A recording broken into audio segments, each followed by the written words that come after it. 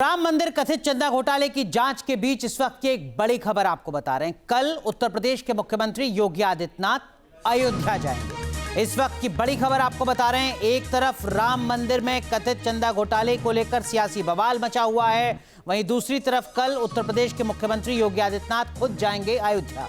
जो जानकारी सोर्सेज के हवाले से मिल रही है उसके मुताबिक सीएम योगी के कार्यक्रम से चंपत राय दूर रहेंगे। सूत्रों के हवाले से इस वक्त की बड़ी खबर, जब उत्तर प्रदेश के मुख्यमंत्री योगी आदित्यनाथ पहुंचेंगे अयोध्या में श्री राम मंदिर में दर्शन करने के लिए, तो चंपत राय उस कार्यक्रम से दूर रहेंगे। श्री राम मंदिर में दर्शन पूजन करेंगे उत्तर प्रदेश के मुख्यमंत्री योगी आदित्यनाथ। दर्शन पूजन कार्यक्रम की व्यवस्था के लिए अन्य व्यक्ति की तैनाती की जा रही है। सोर्सेस के हवाले से इस वक्त की बड़ी खबर।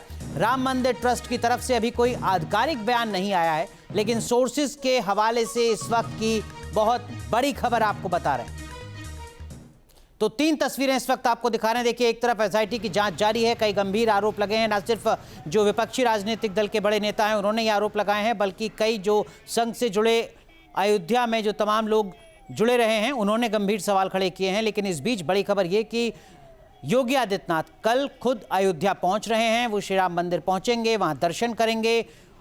सोर्सेस के हवाले से बड़ी खबर यह कि चंपत राय इस कार्यक्रम से दूर रहेंगे। एक और बड़ी अपडेट आपको दे दें, अयोध्या राम मंदिर ट्रस्ट में बड़े फेरबदल की चर्चा भी सामने आई है। सोर्सेस के हवाले से एक और बड़ी खबर आपको बता रहे हैं। राम मंदिर ट्रस्ट सीईओ की तैनाती कर सकता है, किसी सीनियर रिटायर्ड सेना अधिकारी की तैनाती हो सकती है, नियुक्ति हो सकती है। सोर्सेस के हवाले से इस वक्त की ये बड़ी खबर आपको बता रहे हैं कि श्री राम मंदिर ट्रस्ट में सीईओ की नियुक्ति हो सकती है, और जो सीईओ होगा वो कोई सीनियर रिटायर्ड सेना का अधिकारी हो सकता है। सोर्सेस के हवाले से ये इस वक्त की एक और बड़ी खबर आपको बता रहे हैं, क्योंकि जिस तरीके के सवाल अब खड़े हुए हैं उसके बाद इस तरीके की चर्चा लगातार हो रही है कि ट्रस्ट में एक बड़ा बदलाव होना जरूरी है पारदर्शिता के लिहाज से।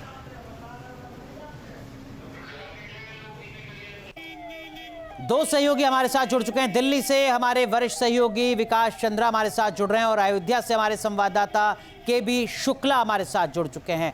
विकास जी, सबसे पहले आपसे समझना चाहूँगा, ये जिस तरीके का सियासी बवाल इस वक्त मचा हुआ है अयोध्या में, उस बीच में योगी आदित्यनाथ का अयोध्या पहुंचना, और सोर्सेस के हवाले से ये खबर कि चंपत राय उस कार्यक्रम से दूर रहेंगे, ये नैतिकता के आधार पर इस तरीके के कदम उठाया जा रहा है कि भाई जांच चल रही है तो हम दूर रहें, ज़्यादा बेहतर है, या कहीं कुछ और बड़ा होने जा रहा है अयोध्या में?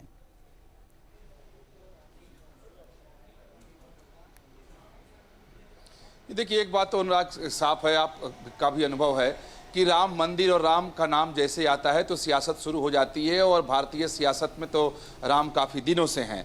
तो अब चूंकि राम मंदिर से जुड़ा मामला सामने आया है, जो दान के रकम में से जो चोरी की बात सामने आ रही है, तो इसलिए सियासत तो इस पर होनी ही है। अगर चंपत राय की बात की जाए तो आप देखे होंगे कि जब भी कोई बड़ा व्यक्ति जाता है अयोध्या, चाहे वो कोई संवैधानिक पद पर बैठा हुआ व्यक्ति हो या कोई बड़ा व्यक्ति हो, तो वहाँ चंपत राय की मौजूदगी आज तक रही हो। चाहे प्रधानमंत्री जाएं, राष्ट्रपति जाएं, उपराष्ट्रपति जाएं, योगी आदित्यनाथ जितनी बार भी जाते हैं तो चंपत राय वहाँ मौजूद रहते हैं, साथ साथ उनके रहते हैं। लेकिन अब जो जानकारी आ रही है, हालांकि आधिकारिक तौर पर अभी भी ट्रस्ट की तरफ से या चंपत राय की तरफ से या उनके सहयोगी की तरफ से ये बात नहीं कही गई है, लेकिन जो सूचना मिली है उसके मुताबिक चंपत राय उससे दूर रहेंगे, क्योंकि एसआईटी की जांच चल रही है और एसआईटी ने चंपत राय से भी पूछताछ की है, पूरे मामले की जांच चल रही है। तो मुझे ऐसा लगता है क्योंकि चंपत राय इस पूरे मामले को लेकर खुद ही गंभीर दिखते हैं, खुद ही दूरी बनाने की कोशिश है। लेकिन विकास जी, माफ कीजिए, आपको रोक रहा हूं, हमारे सहयोगी केवी शुक्ला अयोध्या से हमारे साथ जुड़ रहे हैं। केवी शुक्ला, फिर सवाल ये कि अगर चंपत राय नहीं तो उनकी जगह कौन कल नजर आने वाला है?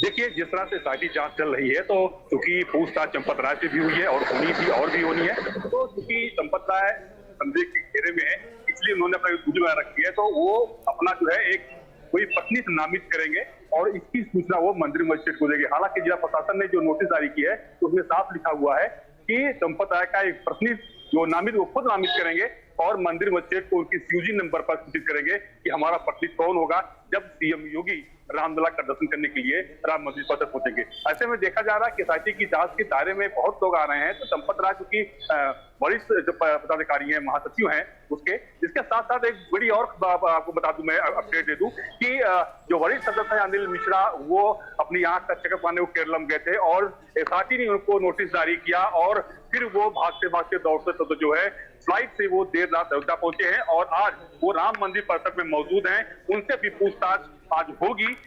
ठीक है, एक बड़ी जानकारी हमारे सहयोगी केवी शुक्ला दे रहे हैं कि डॉक्टर अनिल मिश्रा पहुंच चुके हैं अयोध्या में केरलम से अपनी आंख का इलाज कराकर, और अब एसआईटी आज उनसे सवाल जवाब करेगी। आप दोनों हमारे साथ बने रहिए। आस्था का सबसे बड़ा केंद्र, देश दुनिया के करोड़ों सनातनी हिंदुओं की श्रद्धा का प्रतीक अयोध्या का भव्य राम मंदिर, जहां हर रोज लाखों श्रद्धालु सिर झुकाने आते हैं, अपनी गाढ़ी कमाई का एक अंश प्रभु राम के चरणों में अर्पित करते हैं। लेकिन इसी पावन धरा से जो खबर आई उसने हर राम भक्त के दिल को झंझोर कर रख दिया। रामलला के चढ़ावे में राम के नाम पर आने वाले दान में करोड़ों की हेराफेरी का संगीन आरोप लगा। मामला इतना गंभीर हो चुका है कि उत्तर प्रदेश सरकार को आनन फानन में एसआईटी का गठन करना पड़ा। आज चौथा दिन है। एसआईटी की जांच कहां तक पहुंची है और इनसाइड स्टोरी क्या है इसकी, देखिए हमारी ये रिपोर्ट।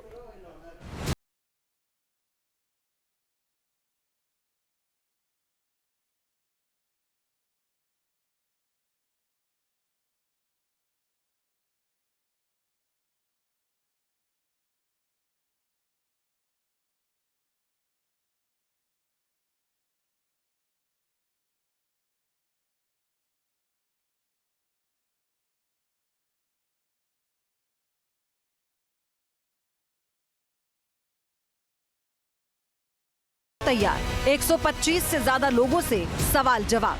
अयोध्या में राम मंदिर आस्था का सबसे बड़ा केंद्र, देश दुनिया के करोड़ों श्रद्धालुओं की श्रद्धा का प्रतीक। लेकिन इसी राम मंदिर की दान राशि की कथित चोरी ने करोड़ों राम भक्तों को चौंका दिया है। सोमवार से एसआईटी जांच कर रही है। कई दौर की जांच के बाद अब सवाल ये है कि आखिर दान पेटी से निकलने वाली रकम कहां गई, कौन जिम्मेदार है।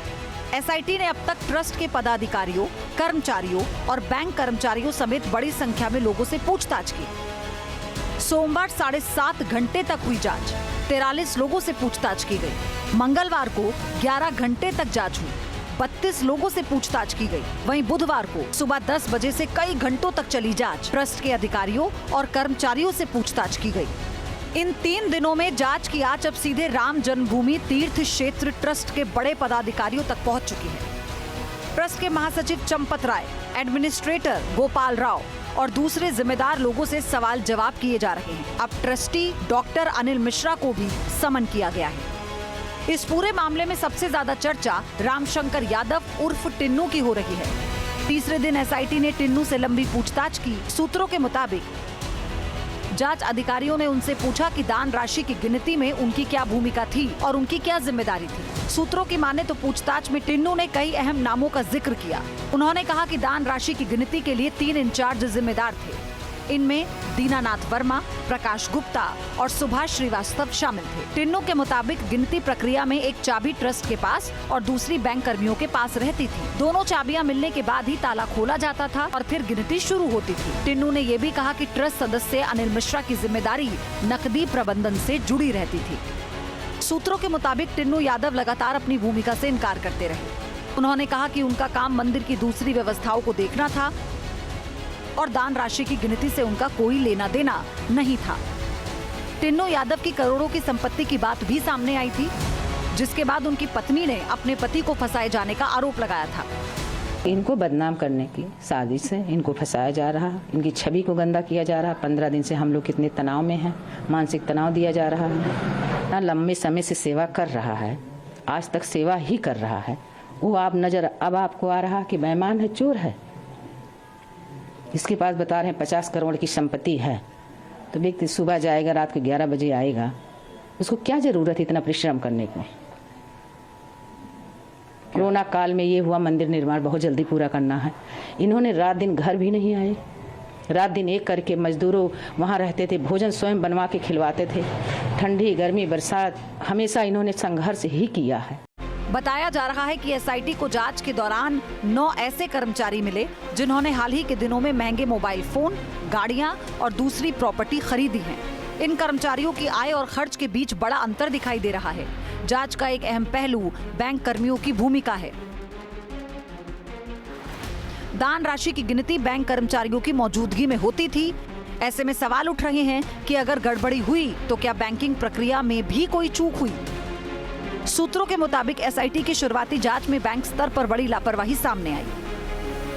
बैंक कर्मियों की संदिग्ध भूमिका, दान गिनती में रहती थी मौजूदगी, प्रक्रिया की निगरानी की भी जिम्मेदारी, शुरुआती जांच में लापरवाही के संकेत। जांच में एक और चौंकाने वाला पहलू सामने आया। जानकारी के मुताबिक जिन कर्मचारियों को दान राशि की गिनती का काम दिया गया था, उन्हें बैंक ने आउटसोर्सिंग एजेंसी के जरिए रखा था। लेकिन आरोप है कि इन कर्मचारियों के चयन में ट्रस्ट की सीधी भूमिका बताई जाती है। सूत्रों के मुताबिक उनमें से कई कर्मचारी प्रभावशाली लोगों के परिचित थे। दावा किया जा रहा है कि ज्यादातर कर्मचारियों को डॉक्टर अनिल मिश्रा और अयोध्या के मेयर गिरीशपति त्रिपाठी की सिफारिश पर रखा गया था। कहा जा रहा है कि करोड़ों रुपए की नकदी संभालने वाले कर्मचारियों का न तो पुलिस वेरिफिकेशन हुआ था और न ही सुरक्षा जांच।